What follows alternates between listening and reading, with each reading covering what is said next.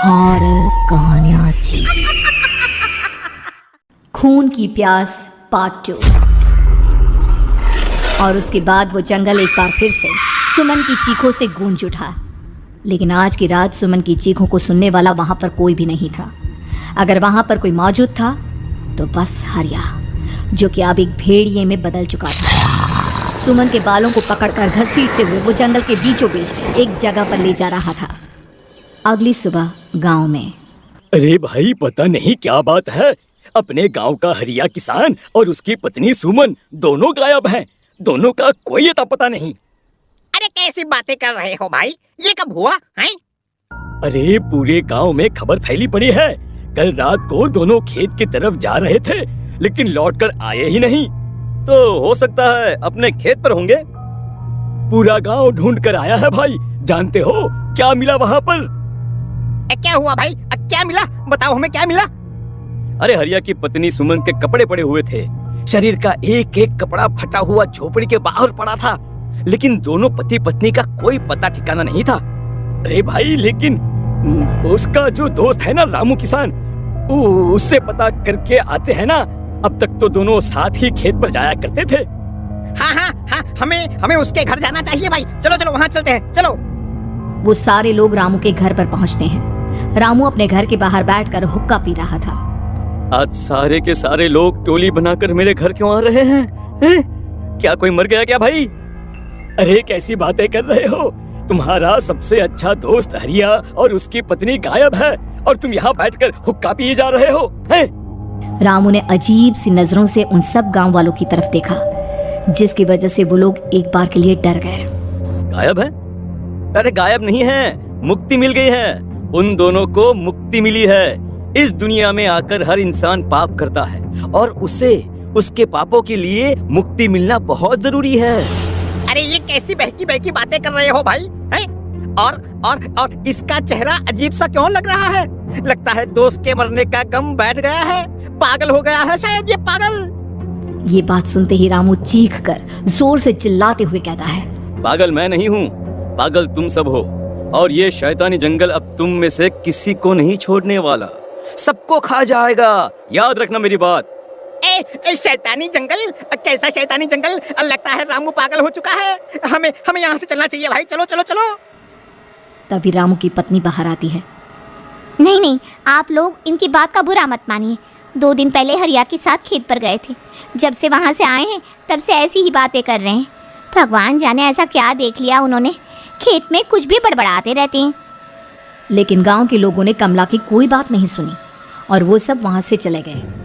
रात अब धीरे धीरे ढलने लगी थी। तभी अचानक किसी ने धीमी सी आवाज में रामू को पुकारा।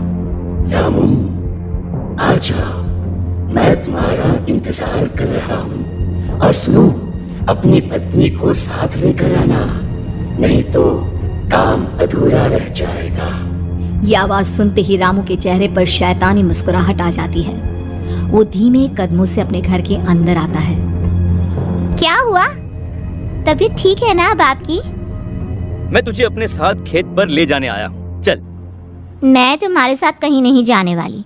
मुन्ना गहरी नींद में सो रहा है और उसे अकेला छोड़कर मैं तुम्हारे साथ खेत पर नहीं आ सकती। वैसे भी तुम्हारे उन खेतों में भगवान जाने कौन सा राक्षस घूम रहा है, मुझे तो डर लगता है। रामू गुस्से में दांत पीसता अपनी झोपड़ी से बाहर आ जाता है और कमला गहरी नींद में अपने बच्चे के साथ सो जाती है। तभी अचानक रात को रामू की झोपड़ी के ऊपर एक साया वही गाना गुनगुनाते हुए घूमने लगता है जो हरिया के मोबाइल में बजा करता था। मैं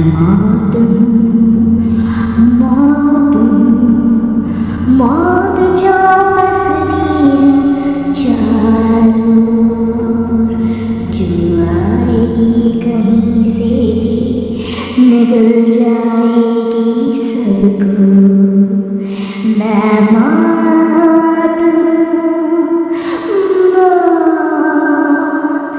अब मैं छोड़ूंगी नहीं किसी को।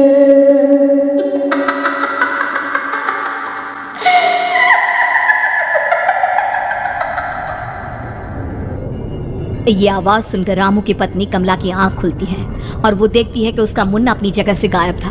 कमला चीखते हुए बाहर दौड़ कर आती है। वहां पर उसने देखा कि रामू ने अपने बच्चे को झोपड़ी के बाहर एक पेड़ से उल्टा लटकाया हुआ था और उसका बच्चा चीख चीख कर रो रहा था। वहीं दूसरी तरफ एक साया बच्चे के ठीक नीचे आग जलाकर उसके चारों तरफ हैवानों की तरफ नाच रहा था। छोड़ दो मेरे बच्चे को। अरे क्या कर रहे हो तुम? शर्म नहीं आती तुम्हें अपने ही बच्चे को इस तरह मौत के हवाले करते हुए? अपना बच्चा? किसने कहा ये मेरा बच्चा है? अरे ये तो उस रामू की औलाद है, इस गांव के किसान रामू की, और मेरी दुश्मनी इस गांव के हर इंसान के साथ है। क्या? कैसी बात कर रहे हो तुम? और ये औरत कौन है? ये मेरे बच्चे को खा जाएगी। तभी अचानक से उस साया ने एक बेहद खतरनाक दिखने वाली औरत का रूप ले लिया और उसकी आंखों से आग निकल रही थी। सही पहचाना तूने, मैं तेरे बच्चे को खा जाऊंगी। अगर तू अपनी इस हैवान की रामू के साथ जंगल नहीं आई तो मैं तेरे बच्चे को खा जाऊंगी। लेकिन क्यों? आखिर क्या चाहते हो तुम मुझसे? मुझे जंगल क्यों ले जाना चाहती हो? औरत बुरी तरह से ठहाके मार मार कर जोर जोर से हंसने लगी और साथ में रामू भी। ये तो तुझे वहाँ चलने के बाद ही पता चलेगा ना। अगर तू नहीं आई तो थोड़ी देर में तेरा ये बच्चा आग में जलकर मर जाएगा। चल जल्दी। नहीं, मेरे बच्चे को छोड़ दो। तुम जहाँ कहोगे मैं तुम्हारे साथ चलने के लिए तैयार हूँ। और उसके बाद उस बच्चे को झोपड़ी में लिटाकर आगे आगे वो साया चल रहा था और उसके पीछे पीछे रामू अपनी पत्नी के बाल पकड़कर उसे घसीटते हुए जंगल की तरफ ले गया। जंगल में जाने के बाद कितनी खूबसूरत हो तुम। आज की रात बस तुम और मैं एक दूसरे के साथ रहेंगे। मुझे तुमसे बहुत डर लग रहा है। तुम्हें क्या हो गया है? तुम तो बिल्कुल ठीक थे। वो होगा जो हमारे बीच होना चाहिए। तो आओ अपने आप को मेरे हवाले कर दो। कमला ने डर की वजह से अपनी दोनों आंखें कसकर बंद कर ली थी। रामू ने बुरी तरह से चीख कर कमला से कहा, आंखें खोलो अपनी और मेरी तरफ देखो। कमला ने जैसे ही अपनी आंखें खोली उसने देखा कि रामू एक खतरनाक खूनी हैवान में बदल चुका था। कौन हो तुम? जाने दो मुझे। क्या चाहते हो मुझसे? वही जो एक आदमी एक औरत से चाहता है।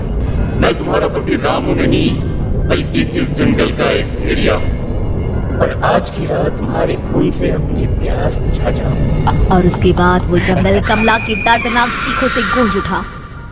अगली सुबह कमला के कपड़े भी जंगल में उसी तरह पाए गए जैसे कि सुमन के पाए गए थे। इस घटना के बाद पूरे गांव में दहशत का माहौल था।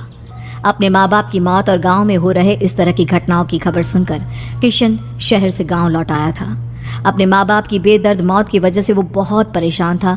तभी अचानक उसे अपने घर में खाट के नीचे पड़ा हुआ वो मोबाइल फोन मिला जो उसने अपने पापा हरिया को गिफ्ट किया था। अरे कितने प्यार से पापा के लिए मोबाइल फोन लेकर आया था। इसे एक दिन भी काम में नहीं ले पाए। और आखिर कौन है जो गांव में इस तरह की हत्याएं कर रहा है? क्या है इन सब के पीछे? क्या है? मुझे पता करना ही होगा, वरना एक दिन पूरा का पूरा गांव खाली हो जाएगा। इस गांव में एक भी जिंदा इंसान नहीं बचेगा। गांव के लोगों की मदद करने के इरादे से किशन अपने गांव से दूर एक दूसरे गांव में बहुत बड़े तांत्रिक के पास मिलने के लिए गया। तांत्रिक बाबा, अब आप ही कुछ उपाय बता सकते हैं। भगवान जाने हमारे गांव को किसकी नजर लग गई है। नजर नहीं लगी है, किसी ने तुम्हारे गांव को बद्दुआ दी है। किसी सताई हुई आत्मा का प्रकोप है और अब वो पूरे गांव में किसी को नहीं छोड़ेगी जब तक उसकी आत्मा को शांति नहीं मिल जाती। अरे लेकिन ऐसा कौन है बाबा? किसकी आत्मा है और कैसे मिलेगी उसे शांति? मौत है, मौत कहीं से भी आएगी और सबको निगल जाएगी। इससे बचने का सिर्फ एक ही उपाय है, लेकिन उस उपाय को करना आसान नहीं होगा। जो भी उस उपाय को करने की कोशिश करेगा उसकी जान जा सकती है। भले ही मेरी जान चली जाए, लेकिन मैं अपने गांव के लोगों की जान बचाने की पूरी कोशिश करूंगा बाबा। तो ठीक है, फिर अगली अमावस की रात जैसा मैं कहता हूँ वैसा ही करना। अमावस की रात तांत्रिक के बताए अनुसार किशन अपने साथ केरोसिन लेकर जंगल की तरफ चल पड़ा। उसके हाथ में देवी के मंदिर का सिंदूर भी था। किशन जंगल के बीचों बीच पहुंचा। ये देखकर उसकी आंखें फटी की फटी रह गई। वहां एक उबलते पानी का तालाब था और कई लोगों की लाश लटक रही थी। किशन के माँ बाप की लाश भी वहीं थी। माँ, बापू, क्या हो गया? ये क्या हो गया?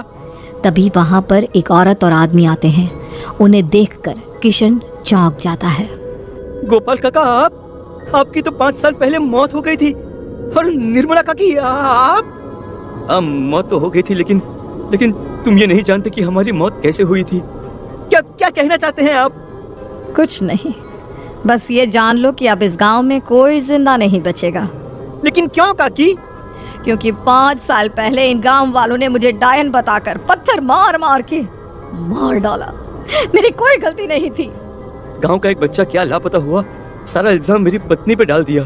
और जब मैंने निर्मला की जान बचाने की कोशिश की तो मुझे भी मार डाला।